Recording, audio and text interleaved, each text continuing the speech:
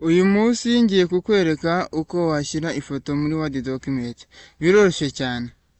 Nkuko ubona iyi ngiyi irimo hano, ese ni gute yagezemo, ese ni gute twayeditinga, ni gute twayikoza ibyo twishakiye.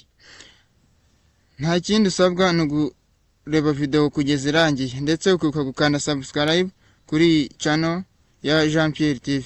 Reka dufungure Word document. Niturangiza tuze kuri black document. Nitumara kuza kuri black document, turaza ahantu handitse insert, tab yitwa insert. Tuza ahantu handitse picture, kandi kuri aka kantu kareba hejuru, ubundi duhitemo this device cyangwa se ahandi hantu wakura ifoto ahariho hose. Wahitamo stock image, online picture, ntacyo bitwaye, ariko ngiye gukoresha this device. Nindangiza nze ahantu hari amafoto yanjye shaka gushyiramo, selecting iyo shaka, shiremo iyi ngiyi yanditseho I love you. Ubundi nindangiza nkande hano handitse ijambo insert. Nimara gukanda insert, urabona ko ifoto yanjye yajemo, gusa urabona ni nini cyane. Kugira ngo uyigabanyirize size, urazana kiseri yawe hano, nurangiza ukanda right click, udaraginge ujyana hejuru.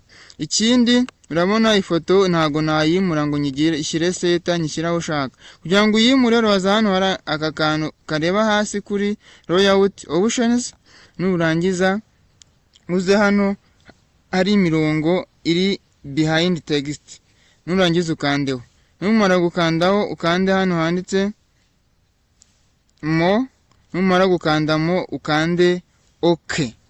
Ubundi urabona noneho ifoto yanjye nayijyana aho shaka, bitandukanye na mbere. Ikindi ushobora kubona bidesigninze nabi, ukaza hano handitse picture format, ugakanda kuri utu tuntu tubiri, ukagenda wahitamo, washyira mu kizeru, washyira muri kare cyangwa se square, washyira mu ibara ushaka, washaka ko ku mpande hatagaragara neza. Ibintu byinshi bigiye bitandukanye wabikora nta kibazo na kimwe ugize. Wagenda ukora ibintu byinshi bitandukanye ku ifoto yawe. Ushaka gutayipinga wakandikamo, nabyo ntacyo bitwaye. Ni byiza cyane, ni iby'ingenzi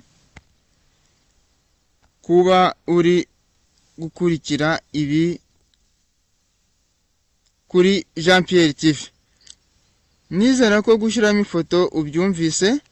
Ubaye ugize ikibazo wanyandikira muri comment nkagufasha.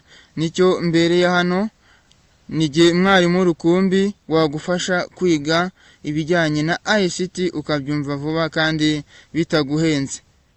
Nta kindi ngusaba ni subscribe, share na comment, ubundi tukibanira mu zindi video. Ndabakunda cyane, mukomeze kugira amahoro y'Imana.